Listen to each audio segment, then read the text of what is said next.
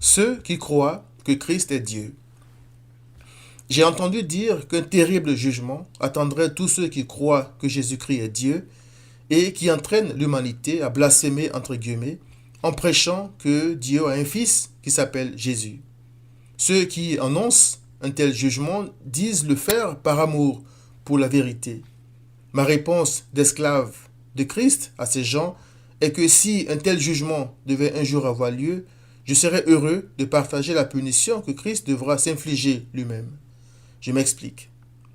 Ce n'est pas à moi, insignifiant youtubeur pour Christ, que reviendrait la tâche de prouver que la Bible est la parole de Dieu. Tout ce que je répondrais si l'on me demandait pourquoi je suis convaincu que la Bible est la parole de Dieu serait qu'elle a changé ma vie. Elle a fait du rebelle, ennemi de Dieu que j'ai été dans le passé, un homme qui reconnaît sa corruption et qui croit que Christ est Dieu lui-même, venu en chair pour le sauver. Aucune autre parole n'aura jamais le même effet sur ma misérable vie d'hier que j'aime vivre aujourd'hui pour Christ. C'est l'une des preuves que la parole qui a éclairé et qui continue d'éclairer ma vie dans l'obscurité de ce monde est la parole de Dieu. Par sa parole, Christ change depuis des siècles la vie de grands pécheurs devant l'Éternel. Pierre et les autres apôtres étaient en danger de mort pour avoir proclamé que Christ était le Messie, le Sauveur, le Fils de Dieu, le Dieu Tout-Puissant qui avait été annoncé. À des ennemis de Christ très en colère qui voulaient les tuer, Gamaliel, un homme très respecté du 1er siècle, avait dit: si cette entreprise ou cette œuvre vient des hommes, elle se détruira. Mais si elle vient de Dieu, vous ne pourrez la détruire. Ne courez pas le risque d'avoir combattu contre Dieu. Acte 5, 38 à 39. Nous sommes au 21e siècle et cette œuvre qui consistait à proclamer Christ le Messie, le Fils de Dieu, Dieu lui-même, venu en chair pour sauver ses élus, continue de changer des rebelles en fervents serviteurs de Dieu. Au lieu d'abandonner Christ dans sa tombe pour avoir prétendu être Dieu, comme le disent certains, il est écrit: Dieu l'a ressuscité en le délivrant des liens de la mort, parce qu'il n'était pas possible qu'il fût retenu par elle. Acte 2, 24.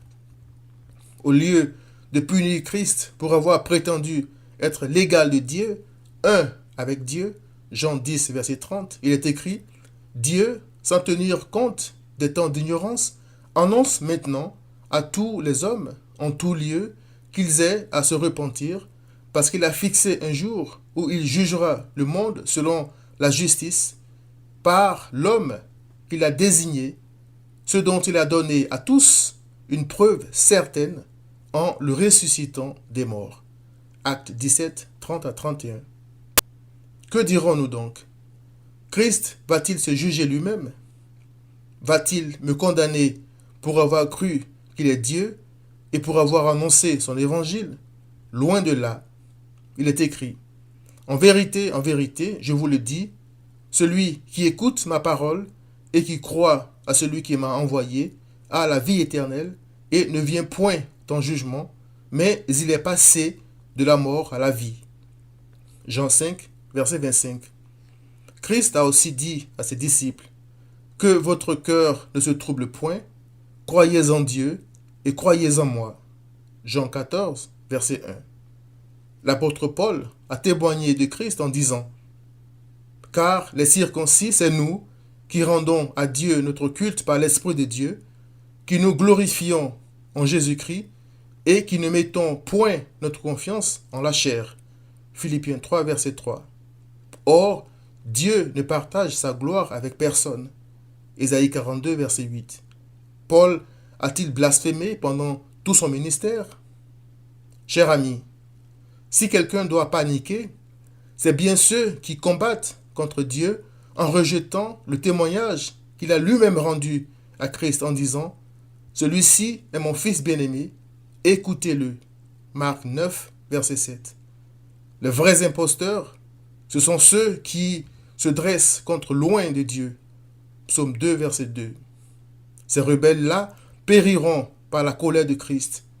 Mais à ceux qui se prosternent devant lui et disent, mon Seigneur et mon Dieu, Jean 20, verset 28, à ceux-là, l'Éternel dit, heureux tous ceux qui se confient en lui. Psaume 2, verset 12. Repens-toi, viens à Christ.